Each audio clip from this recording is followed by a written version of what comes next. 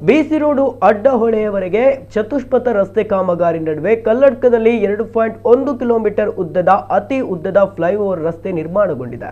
ಪೇಟೆಯನ್ನ ಉಳಿಸಬೇಕು ಎಂಬ ಉದ್ದೇಶದಿಂದ ಈ ಅತಿ ಉದ್ದದ ಮತ್ತು ಎತ್ತರದ ಸುಂದರವಾದ ಫ್ಲೈಓವರ್ ನಿರ್ಮಾಣಗೊಂಡಿದೆ. ಆದರೆ ಫ್ಲೈಓವರ್ ಕಾಮಗಾರಿ ವೇಳೆ ಕಲ್ಲಡ್ಕ ಪೇಟೆಯಲ್ಲಿ ವಾಹನ ಸಂಚಾರಕ್ಕೆ ಅಡಚಣೆ ಉಂಟಾಗ್ತಿದೆ.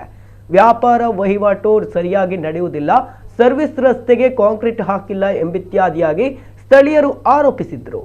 ಆದರೆ ಈಗ ಫ್ಲೈಓವರ್ ನಿರ್ಮಾಣಗೊಂಡ ಬಳಿಕ ಗುತ್ತಿಗೆದಾರರು ಅಲ್ಲಲ್ಲಿ ಮಣ್ಣು ರಾಶಿ ಹಾಕಿದ ಬಗ್ಗೆ ಸ್ಥಳೀಯರೇ ಆಕ್ರೋಶ ವ್ಯಕ್ತಪಡಿಸಿದ್ದಾರೆ.